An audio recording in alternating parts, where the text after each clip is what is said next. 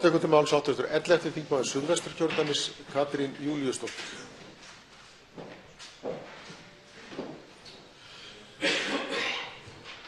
Og beinir fyrirspurn til hæstv. sjávarútvegs- og landbúnaðarráðherra. Virðulegi forseti, þó að eitthvað sé ekki ólöglegt þá það ekki endilega réttlætanlegt.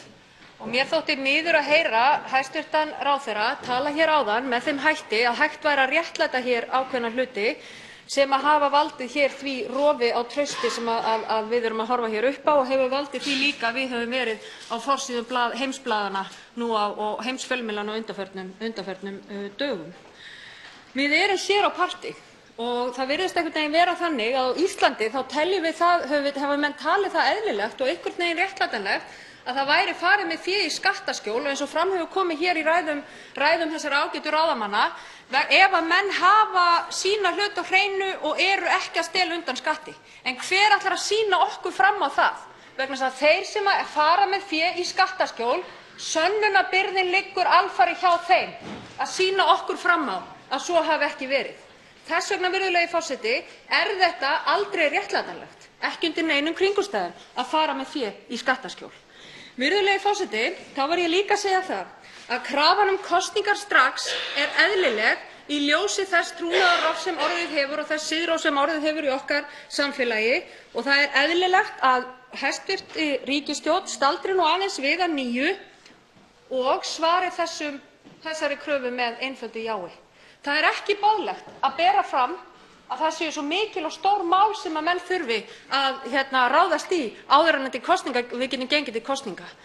Menn eru ennþá að keyra sama prógramm við afnám hafta eins og fráfarandi ríkisstjórn lagði upp með og það ekki deilur um það. Það ekki deilur um heilbrigðismálin, virðulegi forseti. Það geta allir flokkar hér farið í vinnu hvað varðar heilbrigðismálin. Virðulegi forseti, það eina sem ég sé að standi eftir hjá þessari ríkisstjórn að vinna með og við gætum ekki hjálpað þeim við, það eru búvörusamningar. Ætla menn í alvörunni að búa hér til starfsstjórnum búvörusamningar? Það sem þetta gengur út á? Virðulegi forseti, það hefur enginn beðist afsökunar á sínum gjörðum í þessu máli, ekki einn einasti maður. Eina sem hefur gerst það að menn hafa skipst á stólum. Til máls tekur hæstv. sjávarútvegs- og landbúnaðarráðherra Sigurður Ingi Jóhannsson.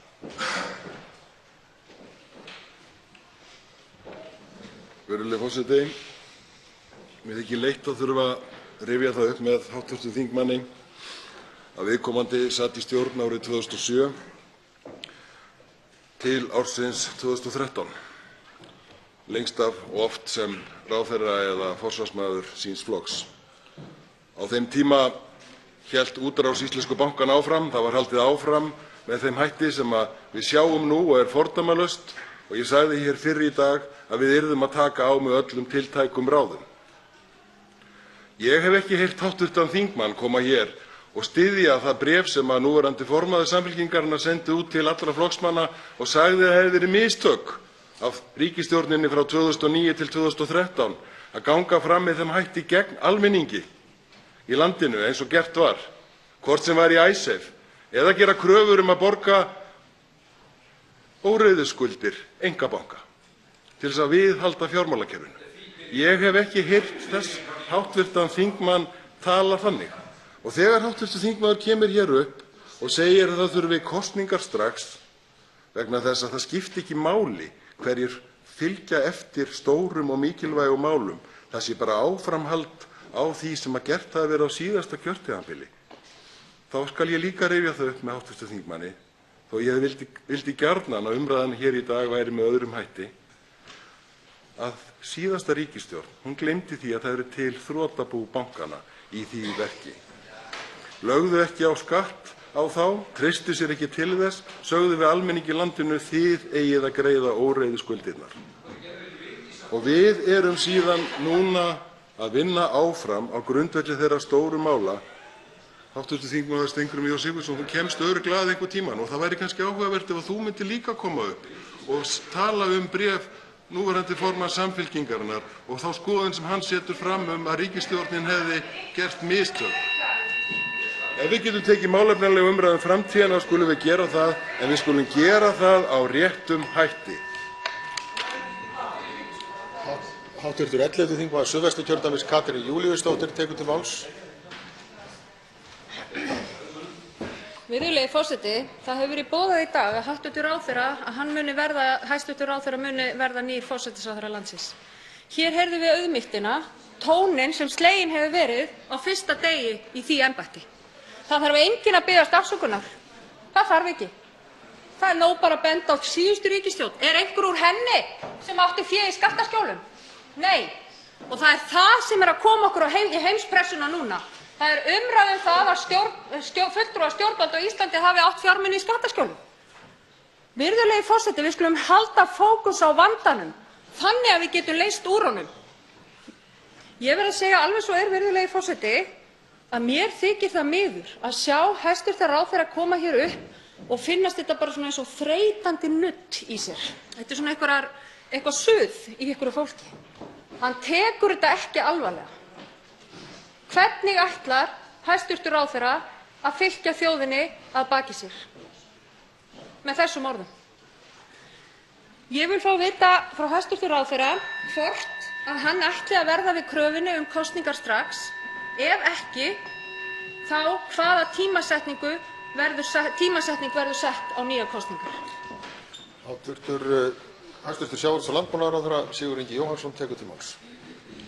Virðulegi forseti. Það skiptir miklu máli hvernig við presenterum það sem við erum að gera hér á Íslandi og á síðustu 3 árum höfum við gert það með mjög skýrum hætti og vakið mikla athygli og oft á tíðum aðdáun heimsins á því hvernig við höfum tekið á því að byggja hér upp landið að nýju. Í kjölfar Icesave, í kjölfar þess að taka á slitabúum fallinna banka. Það er mjög góð leið til þess að byggja upp traust bæði hér innanlands og út á við. Varðandi kosningar strax, sem maður hefur heyrt hér sem krafa, þá er hér 38 þingmanna meirihluti hér á þinginu. Það er starfandi ríkisstjórn og við erum tilbúin að halda því áfram að ljúka þessum stóru verkum sem við teljum vera mikilvægari fyrir þjóðina að við ljúkum áður en við göngum til kosninga. Ég veit vel að stjórnarandstaðan getur verið ósammála okkur það og við getum tekið málefnalega umræðu það. En það er okkar vilji og það er meirihluti hér í þinginu. Við erum að koma til móts við þau sjónarmið með því að flýta kosningum og hafa kosningar í haust, en það byggist á því að við náum að ljúka þeim mikilvægu málum sem eru hér í þinginu og við erum að vinna að.